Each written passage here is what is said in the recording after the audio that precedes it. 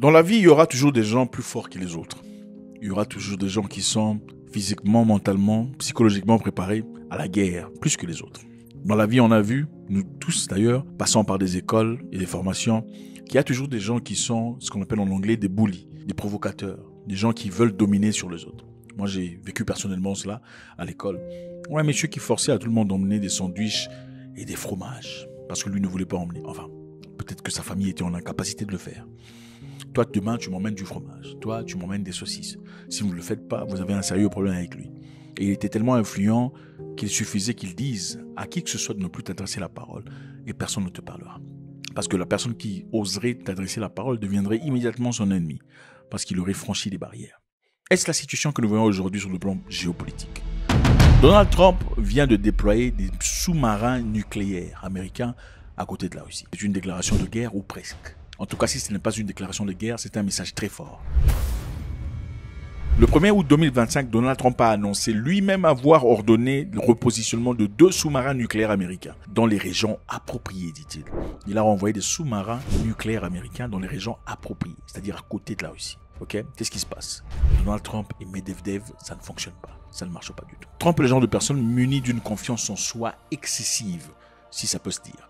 C'est-à-dire, monsieur pense que rien ne peut l'arrêter. Muni les États-Unis d'Amérique derrière lui comme armée, rien ne peut l'empêcher. La preuve en est que dernièrement, il s'est quand même autorisé d'aller bombarder l'Iran, même si personne ne lui a autorisé. Parce que généralement, ce serait une violation au droit international. Aller bombarder un pays avec lequel vous n'êtes pas en guerre, ayant aucune raison autorisée par les Nations Unies. Alors pourquoi il l'a fait? Il dit l'avoir fait en réponse à ce qu'il qualifie comme déclaration hautement provocatrice du vice-président Dimitri Medvedev, qui a évoqué publiquement la possibilité d'un conflit militaire avec les États-Unis. Une menace a été proférée par un ancien président de la Russie et nous allons protéger notre peuple. Quand on parle du nucléaire, il faut être prêt et nous sommes totalement prêts. Vous savez, c'est un peu comme si quelqu'un qui menace les gens généralement, ok? Toi, je vais te casser la gueule. Toi, assieds-toi. Toi, on t'a pas adressé la parole. Mais quand tu dis, mais on m'a pas adressé la parole, mais j'ai quand même le droit de parler, il trouve ça comme un défi contre sa personnalité, un défi contre son autorité. Et directement, il avance. Moi, je te dis de ne pas parler, toi tu parles. C'est très similaire à ça. Trump a présenté cette manœuvre comme une mesure de précaution. Il dit que c'est une précaution. Okay? Pour protéger les États-Unis d'Amérique, ils vont envoyer des sous-marins nucléaires à côté de la Russie. Comment est-ce pour protéger les États-Unis? Trump continue en disant « Les mots sont très importants au cas où ces déclarations insensées et incendiaires seraient plus que ça. » Donc les mots sont très importants. Dimitri Medvedev avait répondu à Trump. Il dit que chaque nouvel ultimatum formulé par Trump constituait une menace et un pas vers la guerre, faisant référence au système nucléaire de riposte automatique datant de la guerre froide. C'est-à-dire ceci. Trump a fait un discours disant qu'il donnait 50 jours à la Russie de trouver un deal, de finir la guerre avec l'Ukraine. 50 jours. En vertu de quoi? Je ne sais pas. Je suis déçu par le président Poutine parce que je pensais que nous aurions conclu un accord il y a 2 mois. Mais il semble que nous n'y parvenions pas. C'est pourquoi nous allons appliquer de nouveaux droits de douane si nous ne parvenons pas à un accord dans 50 jours. C'est très simple et ils seront de 100%. Vous voyez des gens qui se battent, tu dis je te donne 7 jours pour finir cette histoire. Sinon, tu en subiras les conséquences. Si c'est une personne faible, elle va obtempérer. Elle fera vite, comme les Congolais de la RDC et les Rwandais ont fait. Vite, vite, ils ont fini. 2 jours, fini. Ils ont signé un deal là, tout ça, où ils vont partager leur butin à 3. Même si Trump n'avait absolument rien à voir avec tout ça. Mais désormais, en fait, les Congolais sont partis accuser les Rwandais, disant que les Rwandais pillaient leur pays et tout le bazar. Ils sont partis aux États-Unis, espérant que les États-Unis achètent ces minéraux directement des Congolais au lieu de passer par le Rwanda. Mais finalement, en rentrant, le deal était à 3. C'était plus le deal selon lequel où la RDC et les Américains gagneraient, c'est plutôt un deal où les Américains ont exigé la présence des Rwandais dans ce deal. Donc, le deal qui aurait été fait, ou un partage effectué à 2 entre les RDC et les Rwandais, maintenant le butin sera divisé par 3 parce que les Américains sont désormais impliqués dans cette histoire. Bref, continuons notre histoire. Donc Trump a dit, je vous donne 50 jours pour finir la guerre. Après avoir dit ça, la Russie a ignoré. Quelque temps après, Trump a eu des réunions avec des leaders de l'Europe. Les leaders européens sont généralement ceux qui veulent vraiment la guerre contre la Russie. Après avoir discuté avec eux, après avoir signé un deal avec eux, soudainement Trump est revenu disant, écoutez, on ne vous donne plus 50 jours, c'est trop long. Vous avez 10 jours pour trouver des remèdes, trouver des vraies solutions avec l'Ukraine et en finir. 10 jours seulement, il n'y a pas de temps à perdre. J'ai fixé une nouvelle date limite d'environ 10 ou 12 jours à partir de maintenant. Il n'y a aucune raison d'attendre. 10 jours. Et évidemment, on parle ici de la Russie. Okay, ce n'est pas l'Iran, ce n'est pas la Scandinavie, c'est la Russie. Alors Medvedev a réagi disant, écoutez, vos réactions, là, tout ça, les intimidations à la machin histoire, là, ça marche pas chez nous. Nous sommes Russes, nous ne sommes pas Iraniens, nous ne sommes pas Israéliens. Voilà ce que Medvedev a dit. La Russie n'est pas l'Iran, la Russie n'est pas Israël. Ce n'est pas à nous que vous vous adressez comme ça. La Russie fera ce que la Russie a envie de faire, jusqu'à ce qu'on aboutisse à notre objectif. La Russie est en guerre en Ukraine pour leurs raisons qu'ils connaissent. Les raisons qui sont généralement, pour ceux qui ne connaissent pas, ils ne veulent pas que l'Ukraine fasse partie de l'OTAN. Secondo, ils veulent qu'on reconnaisse les terres qui sont acquises par la Russie aujourd'hui, pendant cette guerre, comme territoire russe. Tertio, ils veulent que l'Ukraine abandonne complètement ses projets d'acquérir ou d'adhérer à l'OTAN. Ils veulent que l'Ukraine ait un nombre limité d'armements et des conditions dans lesquelles ils peuvent évoluer dans le futur. Donc ce sont des choses qui, d'après les Russes, ne sont pas prises en considération. Pourtant, alors il n'y a aucune raison pour laquelle les Russes arrêteraient la guerre, puisque Donald Trump demande. Parce que leur guerre à eux, ils pensent, est beaucoup plus profonde que la présence ou la réalité de Trump. C'est une guerre qui, en effet, remonte depuis très longtemps. C'est une guerre existentielle. Donc Trump n'a pas autorité ou mesure ou capacité ou pensée d'aptitude de pouvoir demander, exiger à ce que la guerre se termine en 10 jours. Ça ne prendra pas 10 jours pour finir ça. Alors, la réaction de Medvedev était claire. Nous ne sommes ni l'Iran, ni Israël. Nous sommes la Russie, un pays en capacité. Et votre façon de vous adresser à nous, c'est en effet un pas. Les menaces que vous faites, c'est un pas vers une guerre nucléaire. En disant ça, Trump s'est fâché. Vous savez, ce n'est pas facile. Quand vous parlez à une personne qui, généralement, reçoit ce qu'il veut, il faut le dire, dans la plupart des cas, Trump reçoit ce qu'il veut. Quand il demande un truc qu'il veut, quand il exige, est-ce que votre pays accepte des réfugiés qui ne sont pas les vôtres?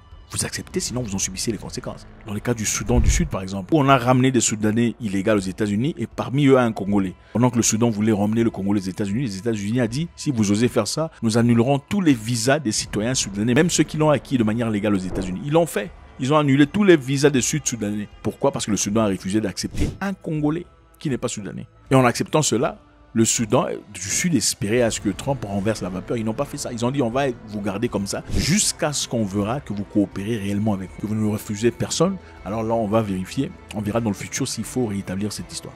Alors, Donald Trump qui, après avoir demandé au roi des Swatini, vous voyez sur la carte, des Swatini, de prendre des immigrés illégaux, des criminels, des violeurs, des tueurs dans son pays, il a accepté de le faire. Pour une personne habituée à avoir ce qu'il veut et une personne qui est respectée par tout le monde, quand vous résistez à son autorité en public, c'est la guerre. M. Poutine ne dit rien, remarquez. M. Poutine ne dit rien. En effet, après avoir attaqué l'Iran, Medvedev a fait un commentaire sur l'attaque effectuée par les Américains contre l'Iran. Donald Trump s'est fâché disant « Ah, toi, tu parles beaucoup. Voilà pourquoi tu n'es pas le président. Ok, tu joues au président, mais tu n'es pas le président. » Il n'a pas aimé ça. Pendant plusieurs jours, Trump et Medvedev se sont confrontés sur les réseaux sociaux après que Trump eut réduit son ultimatum à moins de 2 semaines. Medvedev a écrit « Trump joue au jeu d'ultimatum avec la Russie. Chaque nouvel ultimatum est une menace et un pas vers la guerre. » Et en parlant de guerre, il ne parle pas de guerre contre l'Ukraine. Il parle de guerre contre le pays de Trump. Trump a répliqué « Dites à Medvedev, l'ancien président raté qui croit toujours détenir le pouvoir, de surveiller ses propos. Il s'engage sur un terrain très dangereux. » Ça, c'est une menace évidente et claire. Dans le post suivant, Medvedev a évoqué le système de Dead Hand. C'est un système qui a été développé par les soviets à l'époque. En effet, c'était parce qu'ils craignaient une guerre nucléaire. Qu'est-ce qui se passe en guerre nucléaire? Quand on bombarde et la bombe tombe, ça tue beaucoup de personnes. Ils ont développé un système qui fonctionne au cas où, si jamais un jour on bombardait la Russie et que tout le monde était mort, le système de détection automatique va immédiatement tirer tout ce qu'il y a comme ogive nucléaire russe vers le pays qui a bombardé la Russie. Donc c'est automatique. Même si vous détruisez la Russie totalement et que tout le monde meurt, vous allez aussi recevoir des bombes atomiques qui retombent sur vous. Alors M. Medvedev a fait mention du dead end. Il a dit la Russie a ce qu'on appelle le dead end. Vous pouvez placer ce que vous voulez là où vous voulez. La situation inquiète parce que Trump a lancé un ultimatum strict. Échéance du 8 août. Donc le 8 août, c'est le dernier jour. Il a exigé des avancées de paix ou menaçant des sanctions sévères contre la Russie. Il a fait repositionner ses sous-marins nucléaires en proximité de la Russie. Un signal militaire grave. Alors comment la Russie doit réagir dans ce cas? Beaucoup de personnes disent la Russie devrait en réciprocité envoyer des sous-marins des mêmes ampleurs vers les États-Unis d'Amérique. Mais apparemment la Russie n'a pas encore réagi. En tout cas, M. Poutine n'a pas encore fait de réaction par rapport à ça. En effet, parlant de ce qui se passe en Russie réellement, beaucoup de commentateurs disent que Trump est en train de faire des menaces vides. Dans le passé, M. Donald Trump a menacé la Corée du Nord en envoyant des sous-marins nucléaires à côté de la Corée du Nord. Régime dépravé de Corée du Nord. Les États-Unis ont une grande force et une grande patience, mais s'ils sont obligés de se défendre ou de défendre leurs alliés, nous n'aurons d'autre choix que de détruire totalement la Corée du Nord. Rocketman est en mission suicide pour lui-même et pour son régime. Quelque temps plus tard, ils étaient ensemble en train de discuter, de négocier. Alors, serait-ce peut-être une de ses façons à lui de pouvoir pousser les gens autour d'une table pour négocier? Est-ce que vous pensez vraiment que Donald Trump veut la guerre? Moi, je ne pense pas qu'il veuille la guerre. Surtout pas une guerre nucléaire où il ne risque pas de survivre lui-même. Il survivrait peut-être contre une bombe nucléaire en se cachant sous les bunkers, mais survivrait-il à 1000 bombes nucléaires? Point d'interrogation. Je pense que Trump est en train de pousser de sorte à gagner de position. Je pense qu'ils sont en train de se tester les limites mutuellement. Ceci est clairement des avertissements publics. Et Trump, surtout dans ce cas, cherche à prendre l'avantage pour parler sur le conflit ukrainien et l'influence mondiale. Vous savez, Trump est censé signer un contrat, en tout cas un deal avec l'Ukraine. Un deal sur les minéraux ukrainiens. Un deal qui jusque-là n'a pas encore été finalisé parce que la guerre continue.